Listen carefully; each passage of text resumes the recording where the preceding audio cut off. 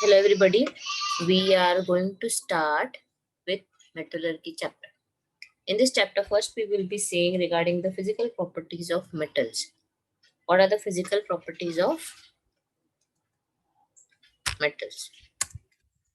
Okay, first physical property of metal that we know is hardness.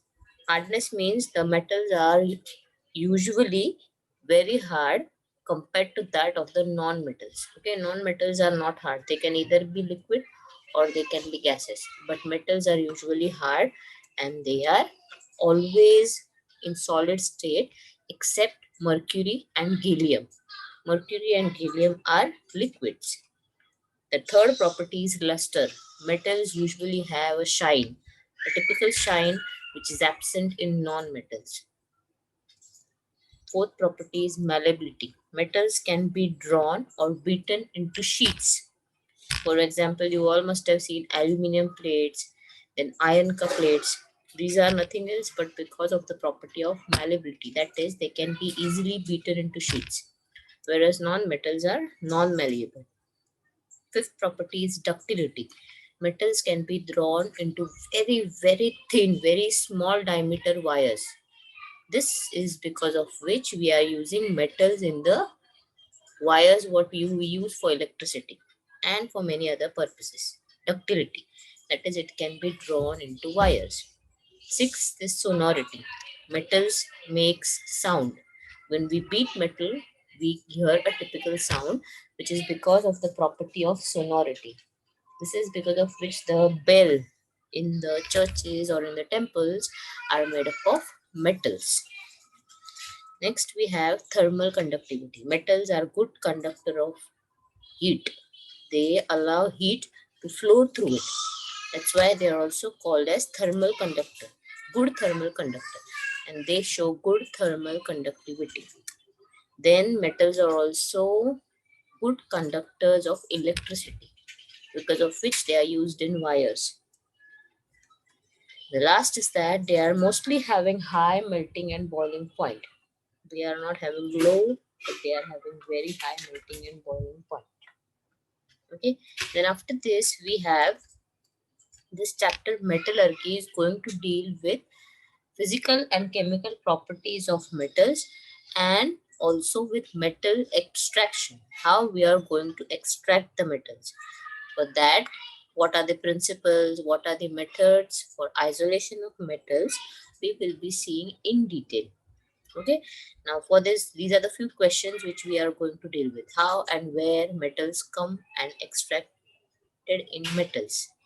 How and where minerals come and extracted in metals. General experimental techniques. What are the experimental techniques that are used for extraction, for purification, for concentration of metals? What are these principles behind this? What are the principles that are lying behind all the experiments that we are going to see? Okay. After this, there is one part which deals with reactions of metals with oxygen. Whenever a metal reacts with oxygen, it forms a metal oxide. Whenever a metal reacts with oxygen, it forms a metal oxide.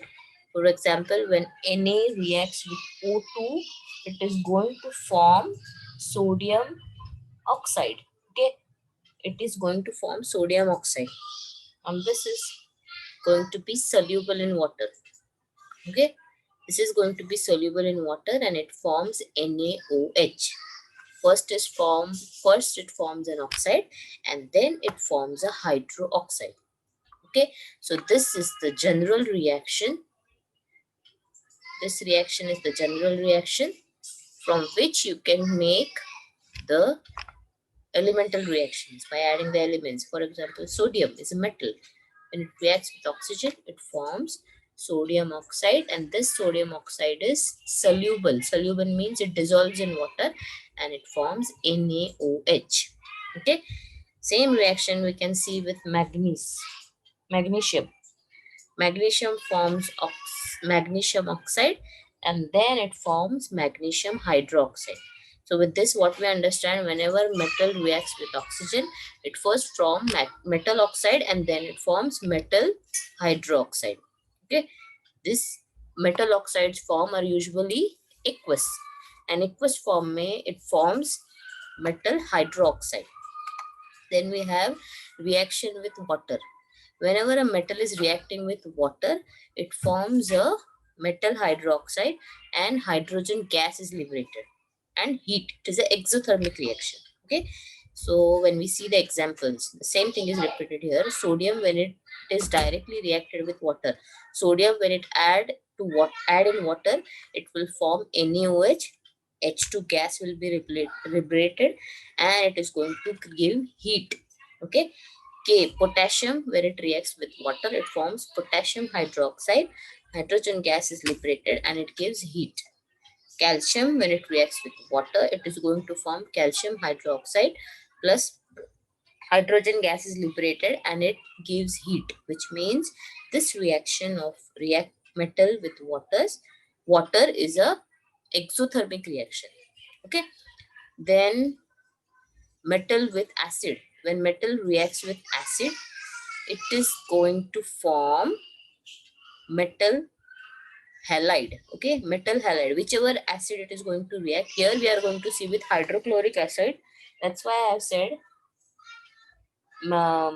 metal chloride. Okay, here it is going to react with hydrochloric acid. That's why I have said metal chloride. Okay, it can be checked with nitric acid also. There it would be forming metal nitrate. Okay, nitrate it will be forming. See the examples. The reactivity of metal with acid is highest in magnesium. Then it is second. On second number we have aluminium. To say less it is zinc, and to say less it is iron. Iron is the least. Iron is less than zinc. Zinc is less than aluminium, and aluminium is less than manganese. Now this thing can come for your find the odd man out. This 4 will be given, 3 will of this will be given, and one some else thing will be given. Chlorine will be given or some else thing will be given. You have to identify that. Okay, so you need to remember magnesium, aluminium, zinc, and iron. Magnesium, aluminium, zinc, and iron. Okay, now when we check this, for example, first when we check magnesium, when it reacts with HCl, it is going to give magnesium chloride. It is going to give magnesium chloride. Okay. Then when aluminium Fe reacts with HCl, it forms ferrous chloride. Aluminium reacts with HCl, it forms aluminium chloride, and zinc reacts with HCl, it forms zinc chloride. Okay, so this is reactivity with acid. Then after that, we have one table given in your book which says that reactivity series of metal. Now if you see here, there are some metals which are arranged in a particular order. When it reacts with water, how it reacts with acid, how it reacts, with oxygen, how it reacts, and reactivity in whole. Okay. Now when we see the upper range with black are the highly reactive metals. In between we have moderately reactive metals, and at the bottom we have least reactive metals. Okay, or less reactive metals. Now I have a mnemonic for you all to study or to remember this. How we will remember? Please stop calling me a cute zebra. It's like hating cool smart. Okay. P stands for potassium, S stands for sodium, L stands for lithium, calcium, magnesium, aluminium, carbon, zinc, iron, lead, copper, mercury, silver, and gold. Okay. Then after this, we have the next part, that is your ionic bond. Now what are ionic bond? Ionic bonds are formed by exchange of electrons. Whenever there is exchange of electrons, ionic bonds will be formed. And whenever there is sharing of electrons, covalent bond will be formed. We have seen this in our last year. Sharing of electron leads to covalent bond, and exchange of electron leads to ionic bond. Now the one who is going to give electrons is going to form cations, or it is going to form positively charged ions, which means they are going to lose electrons. Because of loss of electrons which are negatively charged, positivity come and it leads to the formation of positively charged ions, which are called as cations. For example, Ag plus, K plus and Na plus. And negatively charged ions are anions. This ions are going to take the electrons. The electrons that these cations are releasing are going to be taken by atom, and it leads to the formation of anions. Okay, Cl minus, I minus, Br minus. Clear? Now after this, compounds formed by ionic bonds are cation and anion. Now because there are opposite charges, they have a bond of attraction which is called as ionic bond. Okay, which is called as ionic bond. Now, elements which have valency 1, 2, or 3 are going to donate electron and they are going to lead to the formation of anions. Okay, and valency 4 are going to share electrons, so they will not be taking participation in ionic bond. They will mostly be forming covalent bond. Okay, elements having valency 5, 6, 7 are going to accept electrons. These are going first are going to be cations, electropositive. Second are going to be anions, electronegative, and third are going to be anions, electronegative. First elements which are going to donate electrons are going to be metals, and the ones which are going to be accepting electrons are mostly going to be non-metals. Okay, metals and metals do not react. Metals and non-metals react and form ionic compound, and non-metals and non-metals react and form covalent bond. Okay, then after this, ionic compounds have some properties. First property is that they are brittle. They can be broken into pieces simply by applying pressure. They can be broken into pieces. This is why, because they are having very less intermolecular force. Okay, attractive force is very less, because of which they are brittle, and they exist in solid state and they are hard. Okay, they are existing in solid state and they are hard because the attractive force between the positively and negatively charged ions is strong. The ions, what they are having, cations and ions, are having a very strong attractive force which is keeping them in solid state. The intermolecular force of attraction is high in ionic compound and large energy is required to overcome it. Large energy is required to overcome it, because of which they are having very high melting and boiling points. The melting and boiling point is very high because the intermolecular force of attraction is very high in ionic compounds. Okay. The ionic compounds are water soluble. Why they are water soluble? Because dissociation takes place, and this dissociation is going to help to conduct electricity. Okay, they are water soluble because water helps to separate the ions, and this separation of ions is going to help the compounds to conduct electricity. Okay, conduct electricity. And in other sentence, the next sentence what I have written, the ionic compounds cannot conduct electricity when in solid state. When in solid state, for example, NaCl, when you take NaCl is an ionic compound, salt. This salt, when you take in solid state or in powdered state, it is not going to conduct electricity. But when we are having aqueous solution of NaCl, that is when NaCl is broken down into its ions, dissociation of ions is taking place. At that time, it is going to conduct electricity, which says that whenever ionic compounds are in solid state, they are not going to conduct electricity, but whenever they are in liquid state, they are going to conduct electricity. Clear, all of you? Now after this we have the main part of the lesson, which is called as metallurgy. See, metallurgy, the scientific definition of metallurgy, the science and technology regarding the extraction of metals from ores and their purification for the use is called as metallurgy. Now, if you see metals when they are in their ore state or when they are found out from the crust, earth crust, they are not as we see. For example, gold, what we see.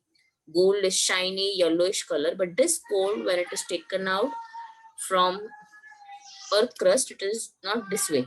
It needs some purification process or concentration process depending on its reactivity series may where this gold is located, whether it is at the bottom, but the element where it is located, whether it is located at the bottom, that is least reactive, or it is at the higher. If it is least reactive, then this metals with least reactivity are having very less impurities in it, whereas the metals which are highly reactive are in a very less amount compared to that of the least. Okay, so they need very high or very huge process for making it in pure state. Okay, now after this we have metals are extract. Where are these metals extracted from? These metals are extracted from minerals, what we get from the earth's crust. Okay, minerals are found in earth crust, in sea water and rocks. Now minerals have different sources. It can either be found in the earth crust, sea water, maybe some minerals are found, whereas they are also found in rocks. Okay, minerals are found in the form of ores. From that, metals are extracted economically. Now, why this word economically is added here? So that the metals that are found are processed and they are converted into metals. Okay, minerals that are found are processed and they are converted into metals. Now, this metals, whenever they are processing is done, this processing should not be costly than that of the cost of the metals. If this is happening, then we are not economical. Extraction process should be very cheap so that the money what we are getting from the metals is more than that of the extraction process. Then only we all will be in profit. If the process is occupying all the money or consuming all the money, then it is not going to be economical. Okay, so what process you're going to use is also going to matter. Okay, now here I have written ores, that is the mineral ores that are found is having two things. It is having the metals in which we are interested, and it is having gag means what? Waste. Okay, in this waste also some minerals are there. We again purifies these minerals, and if useful, then we extract from the gag as well. Okay, but in this chapter we will be only concentrating on the metals. We will not be concentrating on the gag. Clear? Now after this, what are the steps of metallurgy?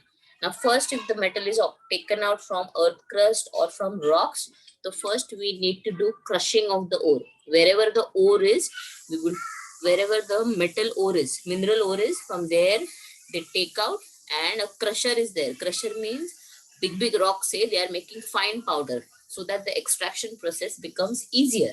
Okay, the next is concentration of ore. Now when we are concentrating the ore, we will try to filter, we will try to take out the metal till highest extent. How much it is possible, we will try to concentrate the ore.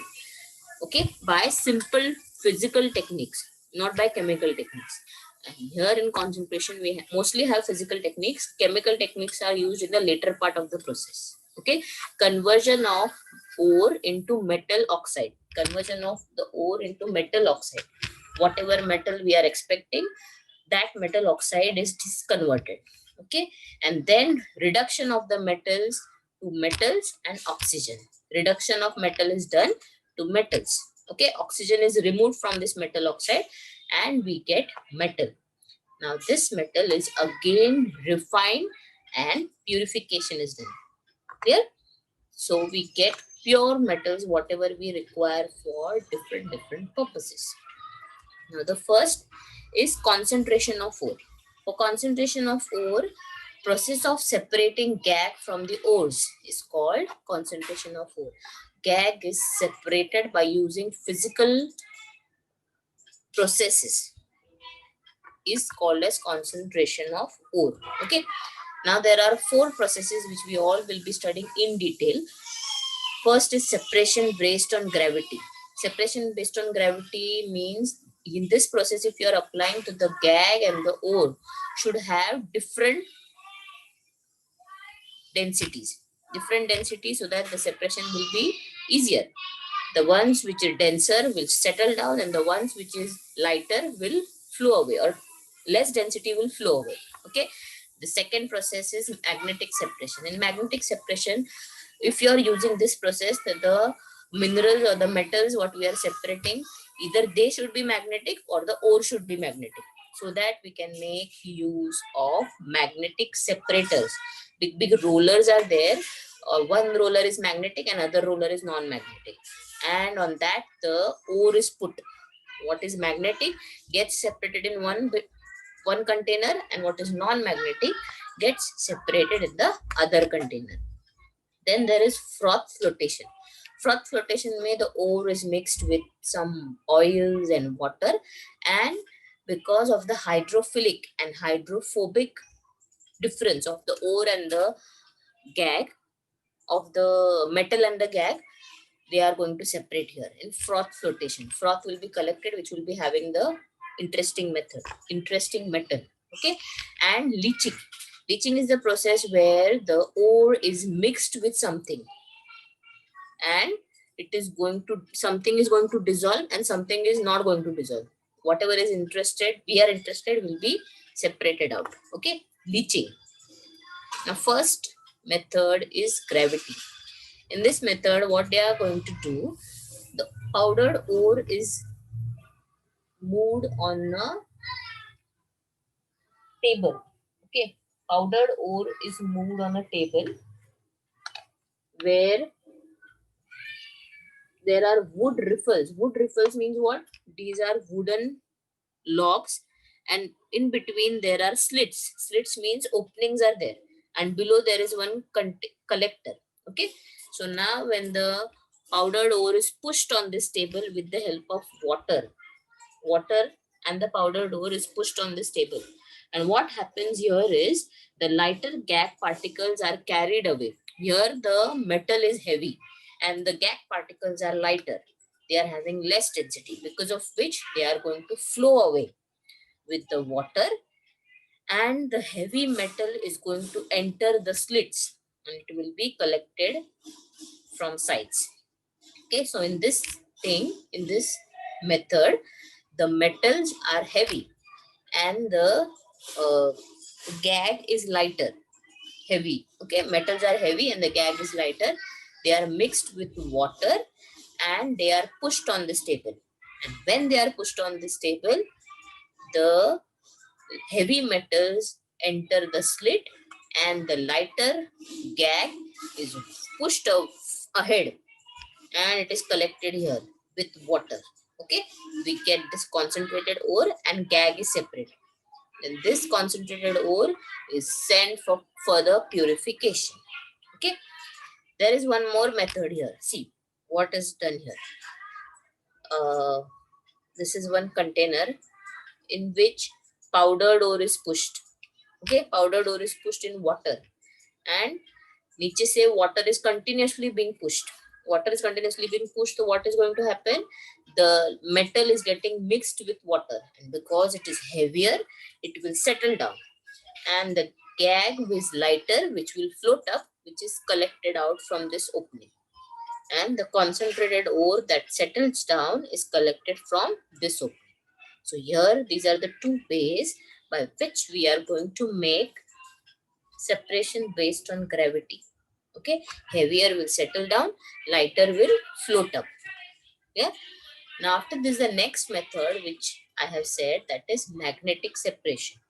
Magnetic separation is the method where either the ore or the gag should be magnetic.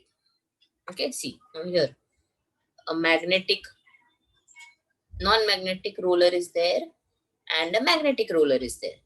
The funnel in which we are going to add castrite stannic oxide and ferrous tungstate. Ferrous tungstate is magnetic and castrite or stannic oxide is non-magnetic.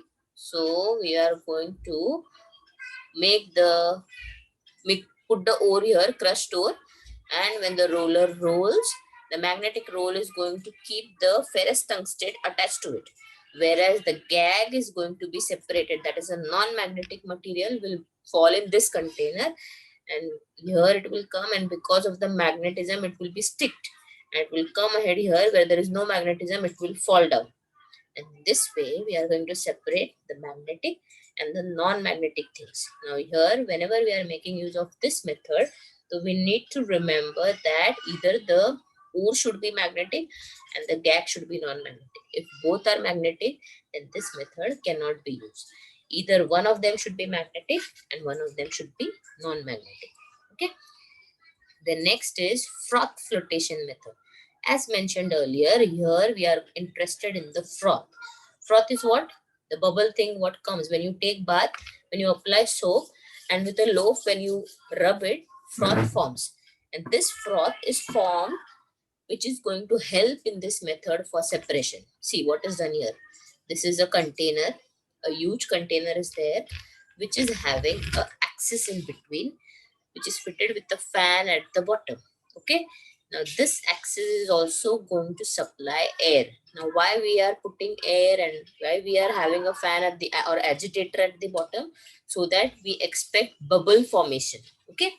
This we all do this when we put clothes for soaking. At that time we take a bucket in which we put water and we put soap powder and we mix that water so that froth is formed. Okay. Now this froth formed is going to do what? It is going to take out the dirt from your clothes. Same thing is expected over here. Here we are making use the principle of hydrophilic and hydrophobic nature of ore and the gag. What we are going to do here, see, first we will take the ore which is put here, and in that water and pine oil is added. Water and pine oil is added, and then air is supplied. Air is supplied and agitator is also mixing. What will happen? It will mix, and it is going to form froth. Froth is going to form, and this froth will be having the concentrated ore. Okay, will be having the concentrated ore, and it is separated from the top. And we have the concentrated sulfide ore over here. Okay, the bottom thing which is not useful, gag, is taken out from the bottom. Okay, it is based on properties hydrophilic. Hydrophilic means what? Water hitting, and hydrophobic, a water loving. Gag is here is hydrophilic, means water loving, and the metal what we are interested, sulfate metal, is hydrophobic, means what? It is not going to mix with water, so it is going to float at the top in the form of froth, and this froth is collected and it is sent for further purification. Okay, so this is your third method, which is called as froth flotation method. Okay, after this we have leaching. Leaching is the last concentration of ore method. In this, mostly I have given example of bauxite. Leaching ore of bauxite is the ore of aluminium. Okay. In leaching, what we are going to do, we are going to do extraction of metals like aluminium, gold, and silver from their ores. Okay. This method, the ore is soaked for certain time, certain solution for a long time. In this method, ore is soaked. Soak means it is mixed in the some solution for a very long time. The ore dissolves in it and the impurities or the gag does not dissolve. And by simple filtration method, the gag is removed and the dissolved ore is sent for further next method. Okay, that is extraction ke liye this is sent. Now here see, bauxite ore. Bauxite is ore of aluminium. It is soaked in NaOH or Na2CO3, sodium carbonate or sodium hydroxide. It is either soaked in sodium carbonate or sodium hydroxide, in which it is going to dissolve. Only bauxite will dissolve, other impurities are not going to dissolve. So it is soaked for a very long time. It is mixed so that all the bauxite get dissolved. Okay, and then dissolve the main ingredient aluminium in it. Bauxite is going to dissolve in it. Bauxite is the ore of aluminium. Aluminium is going to dissolve in it, and all the other impurities are taken out. And what we get here is aluminium. Okay, Al2O3. What we get here is Al2O3. Okay, aluminium we get here. And then it is next sent for purification. Clear all of you? and we get pure aluminium from there. Now for extraction of aluminium, there are two steps. First is concentration of the bauxite ore and second is electrolytic reduction of aluminium. Concentration of the bauxite ore is the step in which we will be making aluminium. There are two methods by which we can do this. We will be discussing it in the coming part. In concentration of bauxite ore, we will be making aluminium, or we will be extracting aluminium, and this aluminium will be further electrolytically reduced. Means we will be doing electrolysis of this aluminium and we will be making pure aluminium. What containers and plates and other vessels we have, utensils we have of aluminium, they are made up of pure aluminium. Okay, so the concentration of bauxite ore. Bauxite, that is Al2O3, is 30 to 70% in the bauxite ore. Uska percentage what we have, it is approximately 30 to 70%. Okay, now this 30 to 70% is going to be differing from place to place. There are some places where we get very pure, there is almost 70% aluminum is there, whereas when the ore is getting used up or too much if we take out, so the concentration of bauxite goes on reducing and it can reduce till 30%. Okay, and the remaining percentage is gag, which we have taken off a little in concentration process. Now we will be doing further purification of it. Okay, this is concentration of bauxite ore can be done by two methods. First method is Bayer's method and second method is Hall's method. Now Bayer's method and Hall's method are the two methods where we will be mixing. Leaching process, what we have done, same thing is done over here. Again leaching is done, you can say, but what the solution in which they are dissolved is different. In Bayer's it is NaOH and in Hall's it is Na2CO3. Okay, in Bayer's it is NaOH and in Hall's it is Na2CO3. Now from this both the process we are going to get aluminium only. Same out product is there, only thing is that the process is little different. Okay, so now first when we see Bayer's process, here aluminium, bauxite, this is bauxite which is going to react with NaOH, sodium hydroxide, and it is going to form sodium aluminate. Okay, sodium aluminate will be formed and water molecule is formed.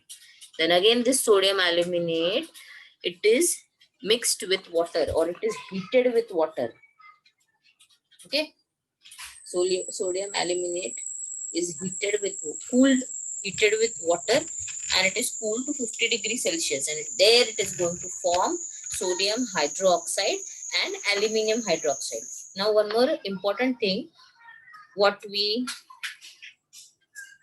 need to know here is that the leaching means mixing of this bauxite in NaOH is not going to be easy. Why it is not going to be easy? Because like I say, you take NaOH and if you put bauxite in it, it is not going to dissolve. We need to heat the temperature to 140 to 150 degrees Celsius under very high pressure. This thing is going to take place. Okay, and in order to help, we are going to do this in the presence of very concentrated solution of NaOH. Very concentrated solution of NaOH is taken, and in this 140, it is heated to 140 to 150 degrees Celsius under very high pressure. It is put in a digester for around 2 to 4 hours, 2 to 8 hours. This is done so that all the bauxite, all the aluminum is getting dissolved in it, and which leads in the formation of sodium aluminate. This is sodium aluminate, NaAlO2. Okay, NaAlO2, it is aqueous. Aqueous means what? It is dissolved in water. Once we get sodium aluminate, then it is cooled to 50 degrees Celsius. Okay, it is brought to 50 degrees Celsius by cooling, and at 50 degrees Celsius we get aluminium. Okay, and at 60 degrees Celsius we get aluminium hydroxide. This aluminium hydroxide is nothing else but aluminium.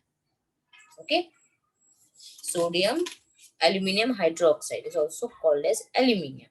Okay. Now after this, the next process, that is Hall's process. Hall's process may same thing is there. First the bauxite is powdered and then it is going bleaching we are going to do. Bleaching is going to be done with Na2CO3, sodium carbonate. We are not going to do here with NaOH. We are going to do here with sodium carbonate. Okay. So the difference between Bayer's process and Hall's process is what? In Bayer's process, we were making use of sodium hydroxide, whereas in Hall's process, we are making use of sodium carbonate. Okay. So here what is done? Aqueous solution of sodium carbonate in the digester is to form water soluble sodium albinate. Same process is there. Here, so water soluble sodium albinate is formed and insoluble GAG is formed. Filtration, by using the method of filtration, we will be separating the insoluble GAG, and this sodium albunate is then filtered and neutralized by passing it through CO2. Okay. And it will be filtered, washed and dried, and it will be converted into aluminium. Okay. See, the first step in which bauxite is treated with sodium carbonate. Bauxite is treated with sodium carbonate. This is bauxite and this is sodium carbonate. Bauxite is treated with sodium carbonate. It will be converted into aluminate. Sodium aluminate and CO2 gas is liberated. Okay, water is there. Now this sodium aluminate will be further reacted with water. Cooling. Okay, same way, same thing is there. This is also heating is also done here. Heating is also done there. Only difference is of the solution in which they are dissolved. There it was NaOH. Here it is sodium carbonate. Then here what we get is AlOH3, which is called as aluminium, or it is also called as aluminium hydroxide.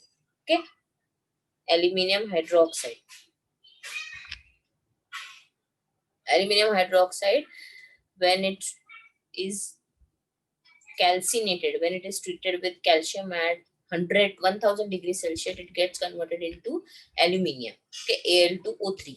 Now this Al2O3, we will be doing electrolytic reduction. Electrolysis we will be doing of aluminium, so that we get pure aluminium and oxygen gas will be liberated. Okay, this is the last step of extraction of aluminium. Electrolytic reduction of aluminium. See here, what it is having? It is having a tank that has a graphite lining. This is a tank which is having this black color lining. You all can see inside. See this. This black color lining is graphite lining. Graphite lining which is going to work as a cathode. Graphite lining which is going to work as a cathode. Okay. And which is going to work as a cathode, and a sets of graphite rods which are going to work as an anode are dipped in molten electrolyte which works as a cathode, which works as an anode. So the rods are going to work as an anode and the inner lining is going to work as a cathode. Now how they are same thing we are making use, but how it is going to be differing? By the connection to which we are doing. Here it is connected to positive terminal and here it is connected to negative terminal. Okay. Now here we will be adding aluminium, molten aluminium. Molten aluminium is going to be very, very, very hot. It is going to be approximately 2000 degrees Celsius hot. Okay. It's done in a steel tank. The tank has a graphite lining which is going to be acting as a cathode, and it is having rods which will be acting, graphite rods which will be acting as a anode. Okay. Now cryolite or fluorspar is used. Cryolite and fluorspar are going to act as a catalyst. Why they are going to act as a catalyst? Because at this temperature the melting point of alumina is reduced. The melting point of alumina is reduced. If we don't add this, So we need to heat the temperature to 2000 degrees Celsius. But if you are adding this, then it can be done at 1000 degrees Celsius. Okay, so the heat amount what we are going to require is going to be reduced. Okay, now what is going to happen here? Aluminum is deposited on the cathode. Aluminum is deposited on the inner lining of the tank when we are passing electric current. Molten aluminum being heavier, molten aluminum is heavier, because of which it is going to settle to the bottom of the tank and can be collected from here, outlet for molten aluminum. Okay, molten aluminum being heavier, the electrolyte is collected at the bottom of the tank. It is taken out from time to time, and oxygen gas is liberated at the anodes. Okay, oxygen gas is liberated at the anode. Here, see here, aluminium and oxygen. These are the two things that are going to be formed by electrolytic reduction of aluminium. Aluminium, which is heavier than the electrolyte, settles down and it is collected from this outlet. And oxygen being gas is going to be liberated. Clear? Now after this, the reactions at the anode are going to be this. Okay, oxygen gas will be liberated, and at the cathode, this reaction will be there, and you get liquid oxygen, the liquid aluminum, that is molten aluminum, which is collected out. Clear? So this was regarding your electrolytic reduction of aluminum. Clear, all of you?